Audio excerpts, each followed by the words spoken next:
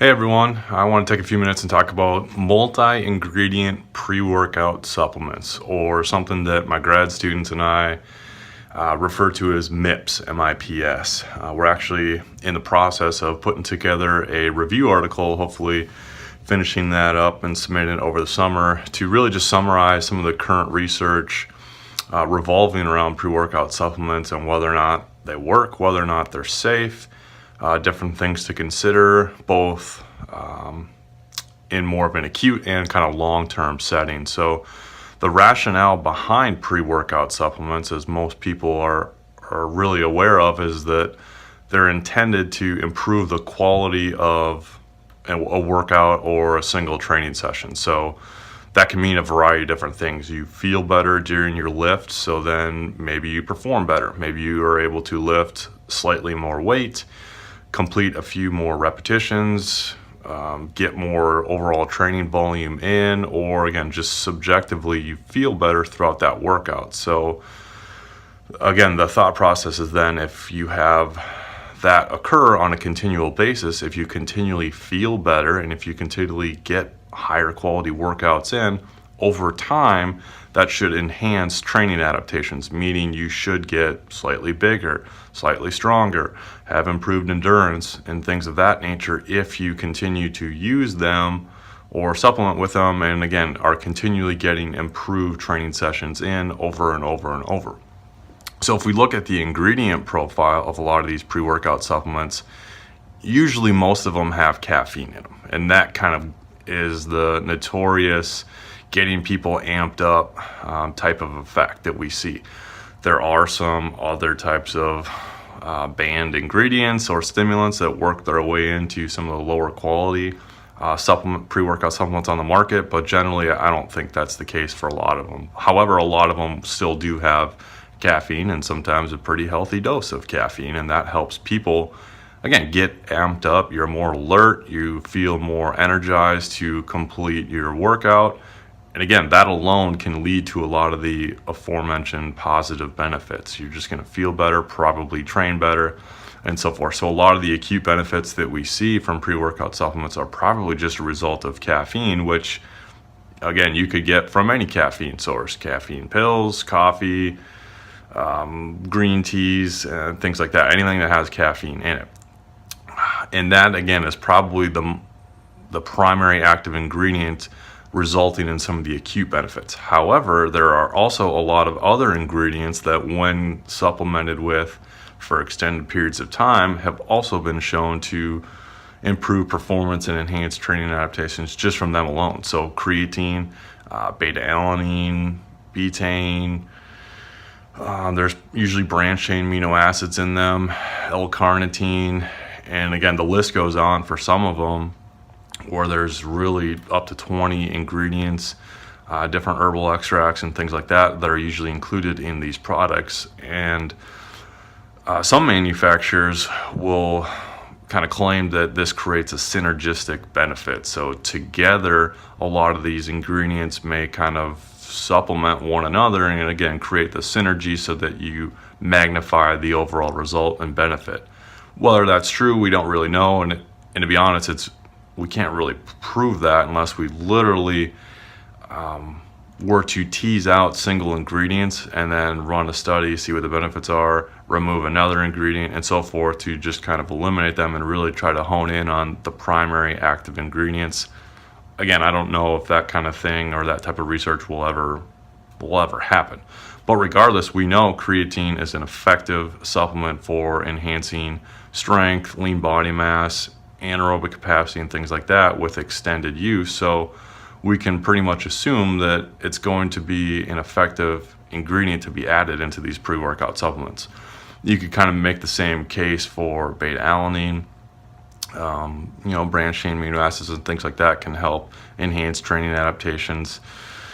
So there is some merit to a lot of these ingredients being included in them, not all of the ingredients in there. And again, whether or not there's a synergistic benefit going on, I don't know. We don't really know. That it's certainly possible, but it's again difficult to really justify or really support any of those claims through different research. So In an acute situation, a lot of the studies, again, support it as an effective supplement. It's been shown to improve muscular endurance, acute strength, subjective responses to training. There's very limited research looking at the long-term benefits and adaptations, so whether or not taking it for extended use, again, is going to enhance training adaptations. I would think that would probably be the case, just because, like I said, a lot of these ingredients on their own have been shown to be effective, so I would think adding them in would also be effective. There's just really limited research in that area, so we definitely need to do more work and more research looking at the long-term benefits of ingesting these products, but also looking at some of the safety concerns as well. In an acute scenario or upon acute ingestion, there are some abnormal cardiovascular responses that have been reported: increased heart rate, increased blood pressure. Again, that's probably mostly coming from the caffeine, and it's technically abnormal, but it's somewhat expected, and you get the same effect from just drinking your morning coffee. So I don't know if you need to be running to the hospital once you start experiencing some of those things. Some people might be a little overly sensitive to caffeine and might not respond well. They might get the jittery, overly anxious, almost lightheaded type of sensations. And again, that probably just means you're a little bit sensitive to caffeine. Some people get the paresthesia or tingling effects from the beta-alanine in these products. Again, it's to be expected. It's not something that's overly concerning. But again, we don't really know some of the long-term implications of continued use of these types of products. There's been one study that looked at taking 1 and 2 times the recommended dose, I think daily for 28 days in females, and they didn't find any types of adverse changes in any of the markers of clinical health. So that's one of the studies that's been looked at these products after, again, a long-term use, 28 days. I don't know if you classify that as technically long-term. And there's maybe 2 or 3 others that have been done in resistance-trained males that, to the best of my knowledge, really haven't found any adverse clinical responses either. However, again, whether or not you take these things for years, I don't know.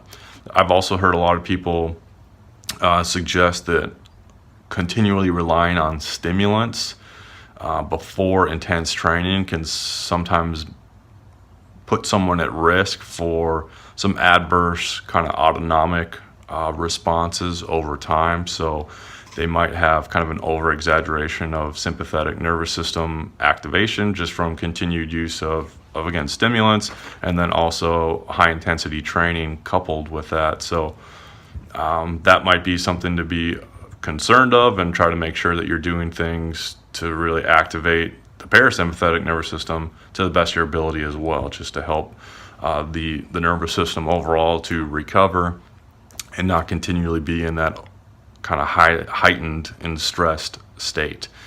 Also, something to be aware of, a lot of these, not a lot of them, but some of the ingredients might be classified as banned supplements or ingredients, depending on whether or not someone is at the high school or collegiate level.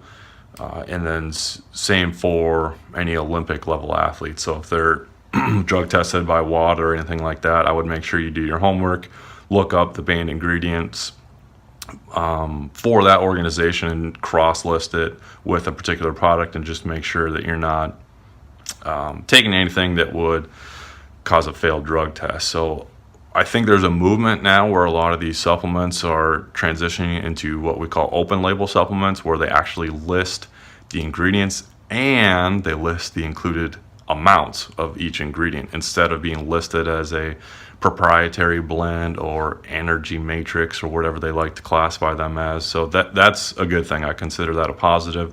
I think Jim Stoppani is kind of one of the leaders on that frontier of transitioning into more transparency within the industry, and just trying to educate people on what they're actually taking in their products and in their supplements, making sure there's actual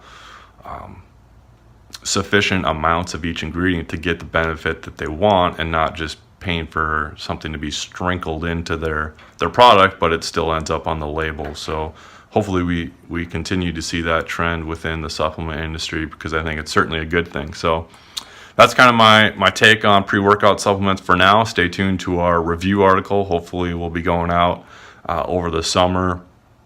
I'm also giving a talk on pre-workout supplements for strength and power athletes at our NSCA state clinic here in Missouri in about a month from when I'm recording this. So if you're in the area, check it out. I'll dive into a lot more of the research in this area and kind of more thoroughly explain some of these specific ingredients and then kind of the known benefits of these products. Thanks.